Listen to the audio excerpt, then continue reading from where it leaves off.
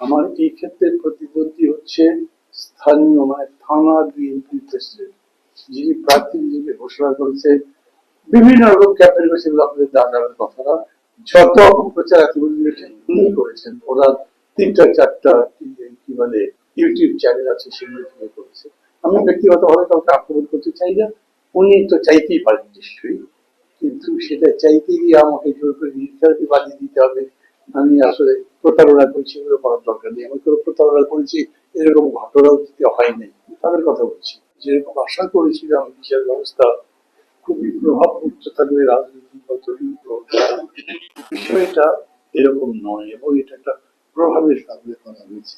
এরপরে আমি আরেকটা কোর্টে ট্রাই করেছি, সেখানে আমি রায় পাইনি। আমি আগামী কালকে চেম্বার জজে গেছি, সেখানে আমি প্রত্যাশা করছি যেখানে কোনো একটা রায় হয়তো হবে। খুবই দুর্ভাগ্যজনক হচ্ছে, আমি আপনাদেরকে ডেকে এই কথা বলতে চাই, প্রায় 15 বছর ধরে যে লড়াই হয়েছে সুয়েজের বিরুদ্ধে, সে লড়াই করেছি, সবাই জানে। আমি 2 বছর জেলও খেটেছি, আমাকে রিমান্ডেও থাকতে হয়েছে, এবং এত অত্যাচার সহ্য করবার পরে ফিরে এসে ব্যবসায় যেখানে সহযোগিতা পাবার কথা, সেখানে দলের এই সমস্ত চাঁদাবাজি বলি, মামলাবাজি বলি, বা মনোনয়নের ব্যাপারে পরস্পরের সমস্যা বলি, তার কারণে এই পুরো ক্যাম্পেইনটা হচ্ছে। যেমন বললাম, আমি একজন ঋণ খেলাপি, আমাকে নোটিশ দেওয়া হচ্ছে টাকা জেলে, বিষয়টা বলতে নোটিশই ছিল না, পুরোপুরি দেওয়া যায় তাহলে শাস্তি হতে পারে। কোনো কোনো পত্রিকার নোটিশটা চেপেছেন, কিন্তু এই যে সাজাটা হলো সেটা ছাপেনি। এই কারণে আমার মনে হয়েছে যে সবাইকে আমার ধারণাটা স্পষ্ট করা দরকার।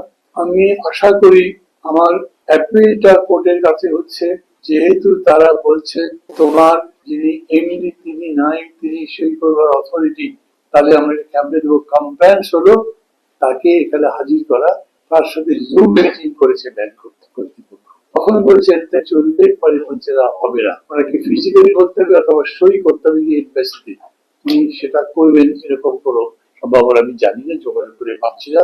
পলাতক লোক, তার মধ্যে এত মামলা, ওই জায়গায় সার্ভেলার করবে কিনা আমি জানি না, আমি করতে পারিনি, বলেছে আমাকে কিছু সময় দিতে হবে। এই সময়ের মধ্যে যেহেতু ডমিনেশন সাবমিশন হবে, অথবা আমি চাচ্ছি যে আমার সিআইবিটা যাতে স্টে করা হয়, আমি নমিনেশন দিতে পারি, নির্বাচন করতে পারি, সময়ের মধ্যে আমি বাকি কমপ্লেক্সটা করতে হবে আমাকে, সেই সময়টাই দেয়া হচ্ছে না। এবং এই জন্য পক্ষ বিপক্ষ হয়ে গেছে, যেহেতু ওখানকার বিএনপি স্থানীয় প্রেসিডেন্ট প্রভাব দল ব্যবহার করছেন, দলের অংশ সেটা কোর্টেও করছে।